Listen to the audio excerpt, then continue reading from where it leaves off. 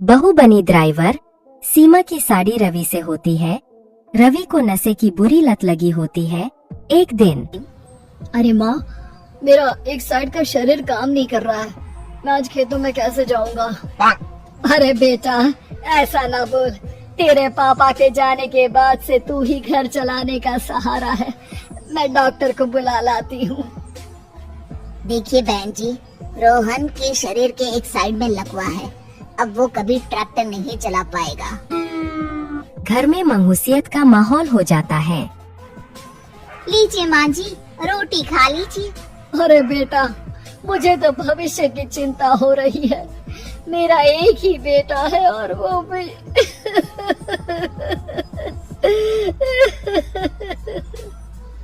माँ जी, आप चिंता न करें। जब तक ये बीमार है मैं खेत जाकर काम कर लिया करूँगी। वैसे भी नशे के कारण इनका शरीर काफी कमजोर हो गया है। अगले दिन सीमा खेत में जाकर काम कर शाम को घर लौटती है। ये ले बेटा, पानी पी ले। कैसा रहा काम का पहला दिन? माँ जी, काम तो ठीक है, लेकिन मैं अगर ट्रैक्टर चलाना सीख लूँ ना तो काम और भी आसान हो जाएगा। अरे बेटा, दुनिया क्या कहेगी कि औरत होकर ट्रैक्टर चला रही है। माँ जी, या तो हम दुनिया देख ले या अपना घर, कोई बात नहीं। जब ये ठीक हो जाएंगे तो सब ठीक हो जाएगा। अरे बहू, जरा बाहर तो आना। जी माँ जी। बहू, तेरे मामा जी आए हैं, तूने बुलाया था ना? हाँ माँ जी, वो मामा जी ना आज से मुझे ट्रैक्टर चलाना सिखा। सीमा मामा जी से ट्रैक्टर चलाना सीखती है। वो मन लगाकर खेतों में काम करती है। और एक दिन माँ जी, पता है इस बार पूरे गांव में सबसे ज्यादा फसल का उत्पादन हमारे खेतों में हुआ है। इस साल तो खूब पैसे आएंगे। हाँ। सास खुश नहीं होती है। वो चुपचाप वहाँ से जाने लगती है। तभी सीमा उसे रोक लेती है। क्या हुआ माँ जी, आपको खुशी नहीं हुई? बेटा, आज डॉक्टर साहब बोल रहे थे कि रोहन के ठीक होने के लिए 5 लाख रुपए की जरूरत है। समझ नहीं आ रहा क्या करूं। सीमा शांत हो जाती है। अगले दिन सास सीमा के पास आती है। बेटा, ये मेरे गहने हैं।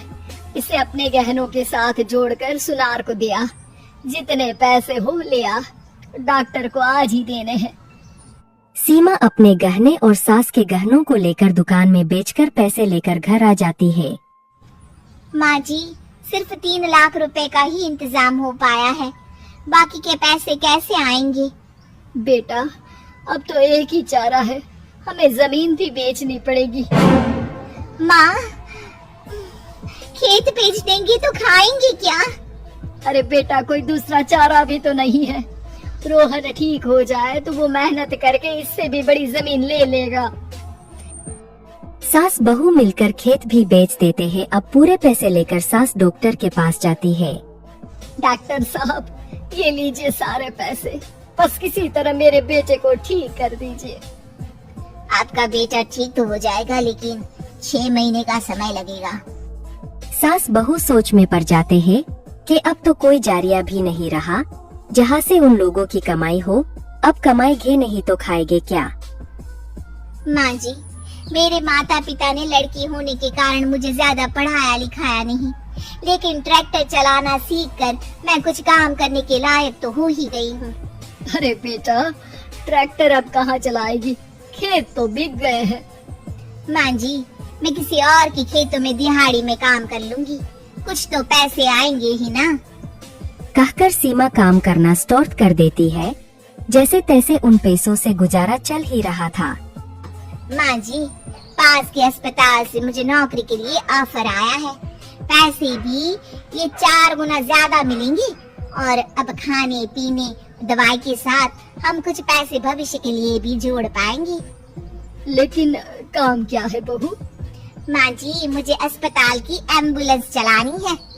अरे, तू तो मेरी बहू नहीं बेटा है। बेटा, जरूर जा बेटा।